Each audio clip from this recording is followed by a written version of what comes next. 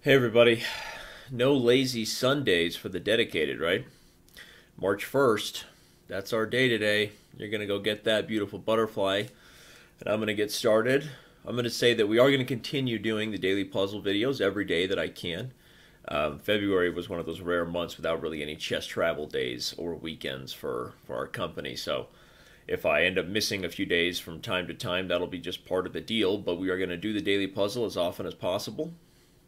Thank you for the comments and votes of encouragement, your appreciation of this content we're delivering, and like I said, go get it. Let's get started.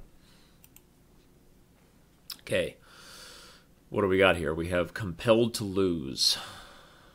So the point is the black is in stalemate if we take the knight. That's the first thing I see. King takes d1 would stalemate the black king. Often when the king is close to stalemate, he's also close to checkmate. That sounds pretty cliche, right? Sounds like something you could put on a chess bumper sticker, right? He who is close to stalemate is also close to checkmate.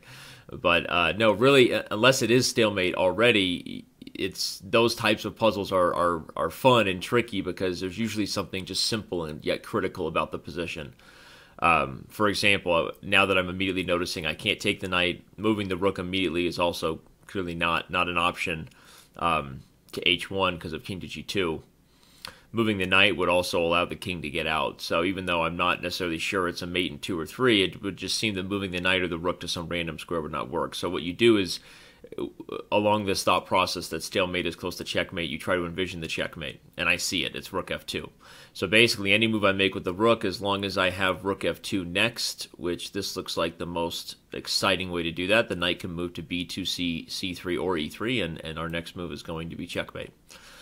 Zugzwang is literally defined as move compulsion, as far as the literal translation from the German origins. And in this case, being compelled to lose is the fact that black is compelled to move.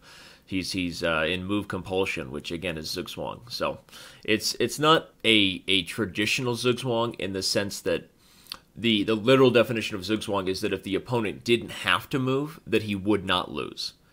In this case, if he didn't have to move, black is still losing in this game. The knight can move anywhere and undo the stalemate, and at some point here, white is winning.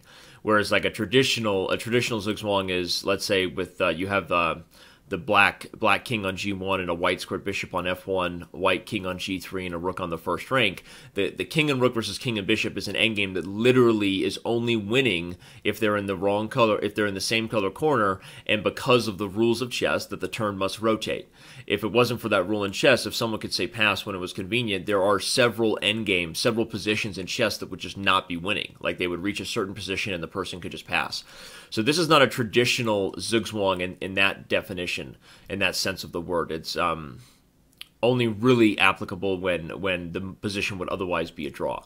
But still, the position is still a Zugzwang in the sense that black is compelled to move here. He has to move legally, and so moving the knight is the only option, and that's what allows us to checkmate in 2. So if you're taking it from the perspective that this is the only successful way to solve this puzzle is a mate in 2, then it is also Zugzwang. So that's just a quick definition, right? Hit you with some knowledge. That way, if you leave here and you're like, hey, I didn't learn anything from Danny again, right? At least you can be like, well, I learned the definition of Zugzwang, right? I also learned that a leopard can carry up to 10 times its body weight up into a tree. You decide, right?